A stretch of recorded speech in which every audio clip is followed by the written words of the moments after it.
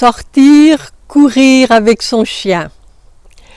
Bonjour, je suis Chantal Jurier, je suis experte en soins naturels, homéopathie, phytothérapie, fleurs de bac et autres thérapies et soins naturels pour votre chat et votre chien. Aujourd'hui, j'ai envie de vous parler justement de courir, de faire du jogging avec son chien.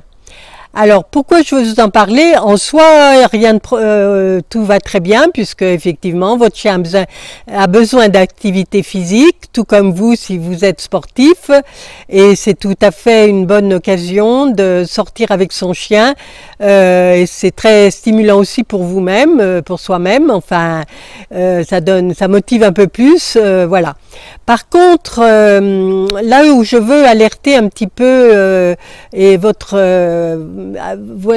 attirer votre attention, je veux dire, c'est que voilà, si vous courez, je vous déconseille de courir avec votre chien, le chien en laisse, sauf si c'est le chien qui mène le bal, on va dire.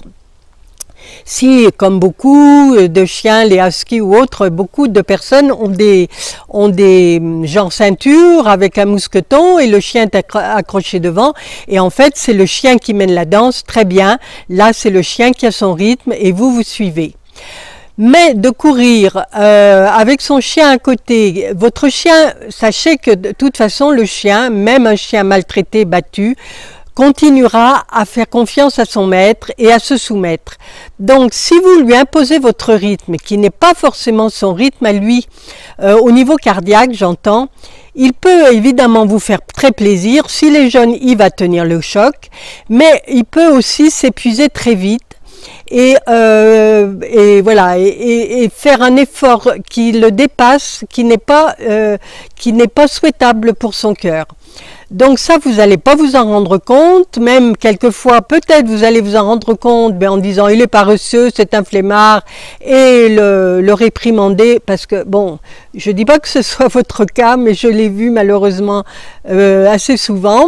J'ai pu le constater lors de mes promenades ou autres, et voilà, et le chien était réprimandé, et ça n'est pas bon. Il faut s'adapter au chien, et bon.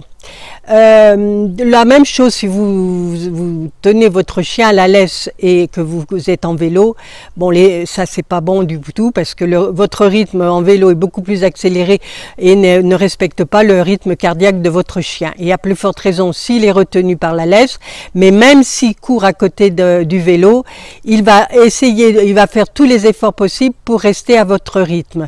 Donc je vous dis, il va pas faire un arrêt cardiaque du jour au lendemain, mais ça peut quand même fatiguer son cœur et le faire vieillir prématurément.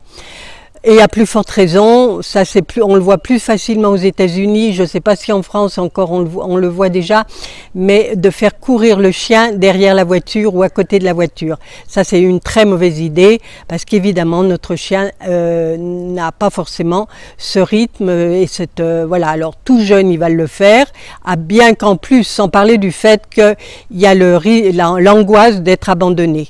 Parce qu'à mon avis, quand il voit la voiture partir, c'est pas forcément une très bonne idée, et selon moi c'est plutôt une mauvaise idée.